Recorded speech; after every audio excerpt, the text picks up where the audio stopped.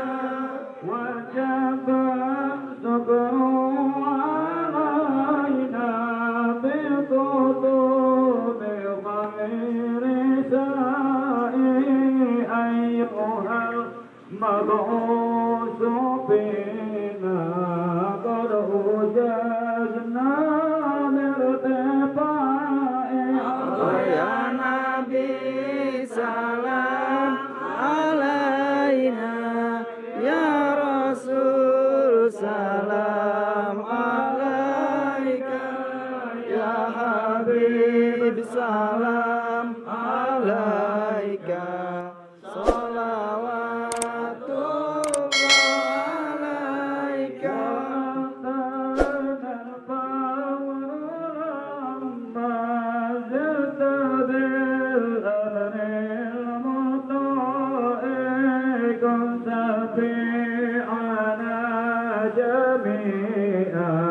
يوم أزرع وجدنا يا نبي سلام عليك يا رسول سلام عليك يا حبيب سلام عليك صلوات الله عليك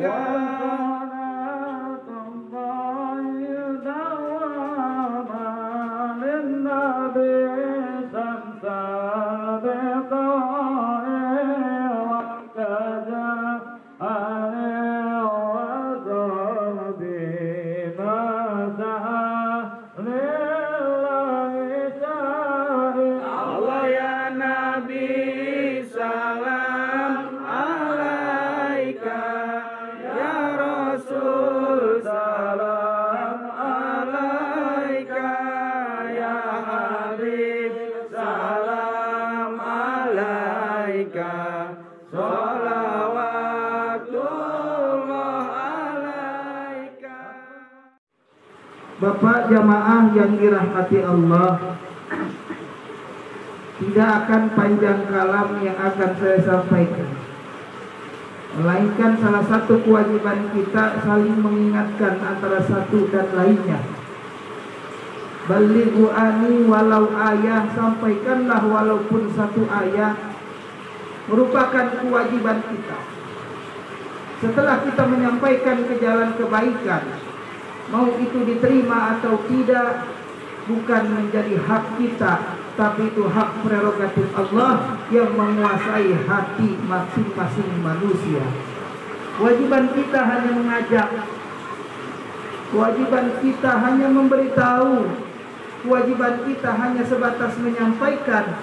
Masalah dia terbuka atau tidak hatinya, itu urusan si pemilik hati, yaitu Allah Subhanahu wa Ta'ala. Jangan pernah bosan untuk mengajak ke jalan kebaikan, karena kita merupakan orang yang memang ditugaskan oleh Allah Subhanahu wa Ta'ala. Wa tawassaw bil haqqi wa tawassaw bis sabr. Saling menasihati sesama hak kita dan saling sabar ketika sedang menasihati. Jamaah yang dirahmati Allah, Rasulullah sallallahu alaihi wasallam bersabda yang diriwayatkan oleh Imam Abu Dawud, Imam At-Tirmizi dan Imam Ibnu Malik dan juga Imam Ibnu Abbas. Rasulullah bersabda, al-jannatu mushtaqatun ila arba'atin nafarin. Talil Quran wa hafizil lisan wa mut'imil ji'an wa sha'imi fi syahri Ramadan.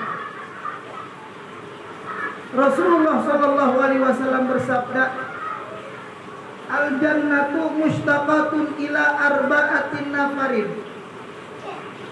Ada 4 golongan manusia. Ada 4 golongan orang atau 4 manusia. Mushtaqatun, yang dirindukan surga. Al-jannatu mushtaqatun, surga merindukan 4 golongan. Siapa 4 golongan ini? Semoga kita semua termasuk di dalamnya. Amin. Ya Allah ya Rabbal alamin. Kata Rasulullah, surga merupakan ujung dari tempat kenikmatan, betul. Dan surga adalah tujuan akhir ketika kita hidup di kehidupan yang abadi. Dan surga merupakan tujuan kita beribadah kepada Allah Subhanahu wa Ta'ala. Jujur dari hati kita ibadah pengen imbalan apa? Pasti imbalannya surga dengan segala macam bentuk kenikmatannya, sebagai balasan bagi hamba-hamba Allah yang soleh, bagi hamba-hamba Allah yang rajin ibadah kepada Allah. Ternyata surga pun merindukan orang-orang, merindukan golongan-golongan manusia. Dan Rasulullah bersabda, ada 4 golongan manusia. Surga dengan kenikmatannya, mala ainun ro'at wala uzunun sami'at wala khatara ala qalbin basar. Surga itu mala ainun ro'at, tidak pernah terlihat oleh mata. Kenikmatan surga itu mala ainun ro'at, tidak pernah terlihat oleh mata. Wala uzunun sami'at, dan kenikmatan surga itu tidak pernah terdengar oleh telinga. Wala khatara ala qalbin basar, dan kenikmatan surga itu tidak pernah terbetik di dalam hati manusia. Ketika manusia mengandai-andai dengan keindahan surga, itu belum ada apa-apanya. Karena Allah merahasiakannya sampai Rasulullah bersabda, tidak akan bisa kalian membayangkan, tidak akan pernah terlihat oleh mata, tidak terdengar oleh telinga, tidak akan terbayang oleh hati masing-masing. Saking kenikmatan dan indahnya surga. Dan surga merindukan 4 golongan. Siapa itu? Yang pertama, talil Quran, orang yang senantiasa sering membiasakan diri membaca Al-Quran. Membaca Al-Quran sebagai pedoman hidup manusia. Dzalikal kitabu la raiba fihi hudal lil. Surat apa itu? Al-Baqarah ayat berapa itu? Ayat 2. Al-Quran, dzalikal kitabu la raiba fihi. Inilah kitab yang tidak ada keraguan-raguan di dalamnya. Hudal lil muttaqin, petunjuk bagi mereka yang bertakwa. Syahrul Ramadan alladzi unzila fihi al-Qur'an hudal linnas. Bulan Ramadan adalah bulan diturunkan Al-Qur'an, hudal linnas, sebagai petunjuk untuk seluruh umat manusia. Dan bagaimana kita mau mengetahui petunjuk itu kalau kita tidak bisa membaca Al-Qur'an? Dan rindu surga. Surga merindukan golongan yang pertama. Siapa itu? Orang yang sering membiasakan diri membaca ayat-ayat suci Al-Quran sering dibaca. Jangan hanya dijadikan pajangan di atas dipan kita, di atas bukit, di atas lemari kita, tapi kita harus sering-sering membacanya. Karena barang siapa yang membaca Quran, Iqra'ul Quran fa innahu ya'ti yaumal qiyamah syafi'an li ashabi. Barang siapa yang membaca Quran, bacalah Quran, karena ketika nanti di yaumil kiamat syafi'an, dia akan memberikan syafaat bagi orang yang membaca Al-Quran. Dan surga pun merindukan siapa yang sering melantunkan ayat-ayat suci Allah Subhanahu wa ta'ala. Belajar. Ustaz udah tua, jangan pernah putus asa, karena kewajiban belajar itu tidak ada batasnya. Kewajiban menuntut ilmu itu tidak ada ukurannya. Ukurannya cuma lubang 2 kali 1. Ukurannya ketika kita sudah masuk ke dalam kubur, itu baru terputus kewajiban kita menuntut ilmu. Selama Allah masih berikan kenikmatan sehat, selama Allah masih berikan kenikmatan umur, selama itu juga mari sama-sama kita manfaatkan sebaik mungkin untuk belajar dan terus belajar. Terlebih lagi bagi kita yang belum bisa, belum lancar, belum fasih membaca Al-Quran secara baik dan benar. Karena surga Allah Subhanahu wa ta'ala merindukan golongan yang pertama, yaitu orang yang senantiasa membaca Al-Quran. Itu yang pertama. Yang kedua, kata baginda Rasul, wa hafizil lisan. Surga itu rindu sama manusia, sama orang, sama golongan yang sering menjaga lisannya. Menjaga lisan. Orang yang menjaga lisan itu dirindukan surga Allah Subhanahu wa ta'ala. Satu ketika Luqmanul Hakim. Kenal Luqmanul Hakim? Orang belum dikenalin, orang yang ngukur. Banyak di sini Luqman bakal. Salah satu manusia istimewa yang namanya diabadikan menjadi surah dalam Al-Quran, surat Al-Luqman. Sampai Allah mengabadikan nama beliau menjadi nama surah dalam Al-Quran, karena Allah berikan ilmu hikmah yang luar biasa kepada Luqmanul Hakim. Luqmanul Hakim ketika itu diperintah tuannya untuk menyembelih seekor kambing. 2 ekor kambing. Diperintahkan oleh tuannya, "Hai Luqman, potonglah hewan ini, sembelih hewan ini, bawalah nanti kepadaku bagian yang paling jelek dari hewan ini." Disembelih. Setelah disembelih, dibawa ke tuannya. Apa bagian yang paling jelek yang dibawa oleh Luqmanul Hakim dari hewan yang disembelih? Lidah dan hati.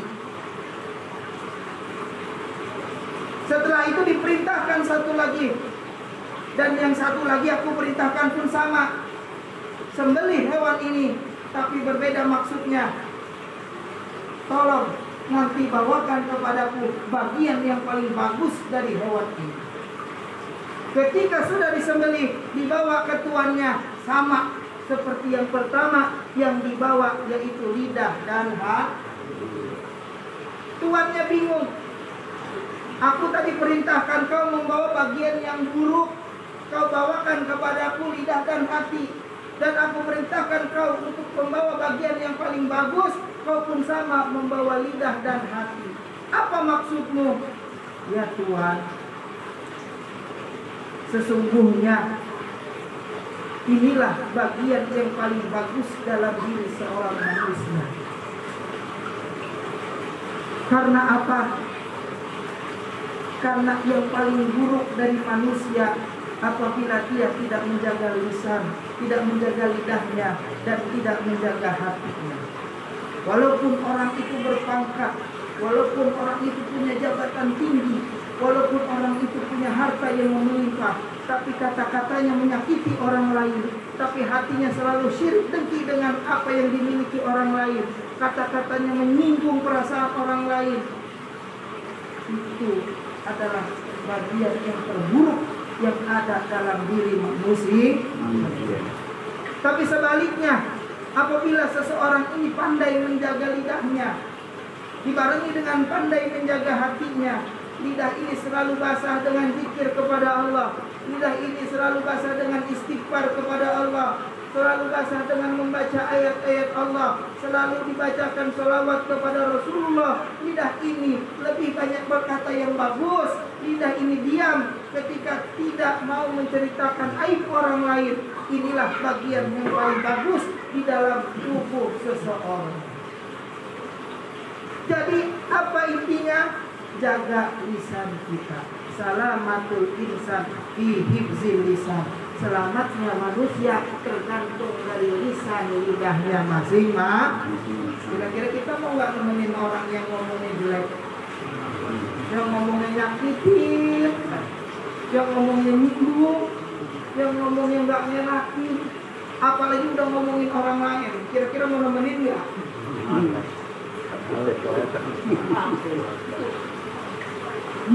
Itu.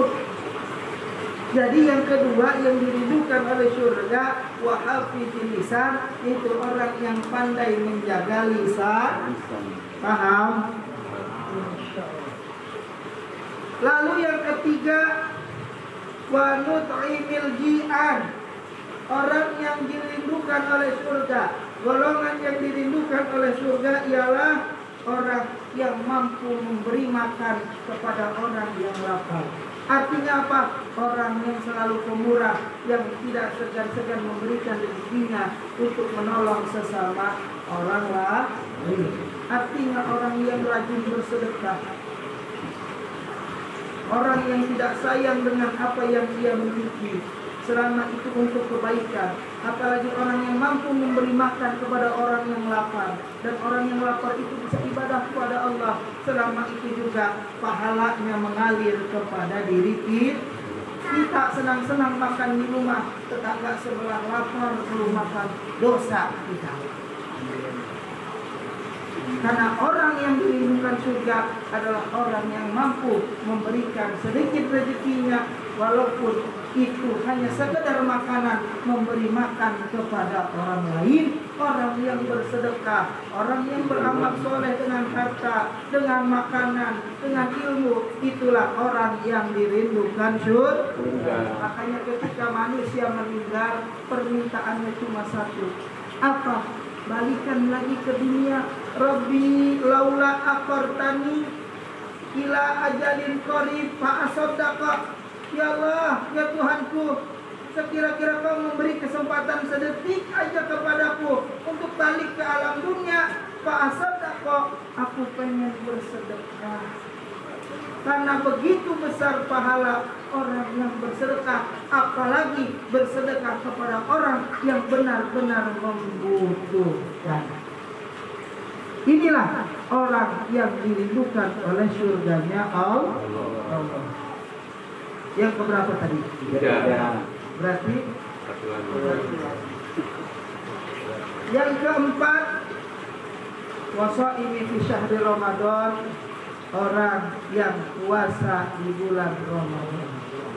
Puasa merupakan puncak dari ibadah. Karena dengan puasa kita pasti menjaga sholat, betul. Siapa yang puasa tapi kagak sholat, sama aja bohong. Karena dengan puasa menahan semuanya. Dengan puasa kita jadi sholat. Dengan puasa kita bisa menjaga lisan.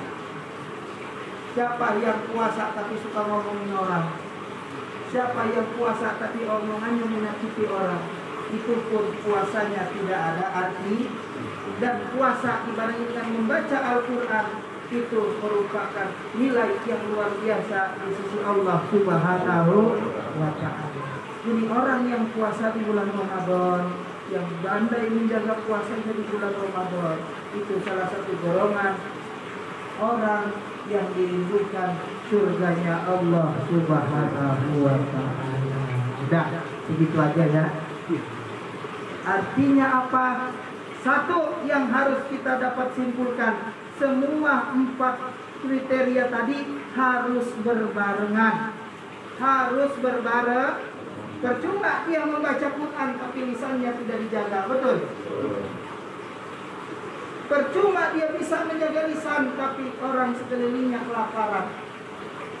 Dan percuma itu semua, percuma dia puasa di bulan Ramadan kalau dia tidak membaca Quran, dia tidak menjaga lisan, dia tidak memperhatikan sekitarnya. Artinya apa? Orang yang dirindukan surga, kriteria 4 tadi sebisa mungkin kita amalkan. Karena apa? Kan paling enak kalau dirindukan. Logikanya kita dari mana? Dari jauh. Di rumah, orang di rumah udah rindu, udah kangen. Ketika kita sampai rumah, pasti rasa yang pertama adalah rasa bahagia. Begitu pun kita ketika pulang ke surganya Allah, surga sudah merindukan ini si anu, cepat masuk ke dalam karena amalmu, karena perbuatanmu, karena amal soleh yang telah kau lakukan sudah cukup untuk menempati surga yang disediakan oleh Allah Subhanahu wa ta'ala. Jadi kesimpulannya, golongan orang yang dirindukan surga ada 4. Yang pertama, talil Quran, orang yang senantiasa membaca Al-Quran. Dan yang kedua, wa'afifil lisan, orang yang pandai menjaga lisan. Dan yang ketiga ialah orang yang memberikan makanan kepada orang yang lapar. Dan yang keempat, orang yang puasa di bulan suci Ramadan. Semoga ini amalan, ini kriteria bisa kita aplikasikan, bisa kita gunakan, bisa kita terapkan di dalam keseharian kita. Agar apa? Agar kita semua semoga termasuk golongan orang yang dirindukan surga Allah Subhanahu wa ta'ala. Hadanallahu wa iyyakum ajmain. Mohon maaf apabila masih banyak kesalahan dan kekurangan. Yang benar datangnya dari Allah. Kesalahan kedaifan diri pribadi saya sendiri, kurang dan lebihnya mohon maaf. Wabillahi taufiq wal hidayah. Wassalamualaikum warahmatullahi wabarakatuh.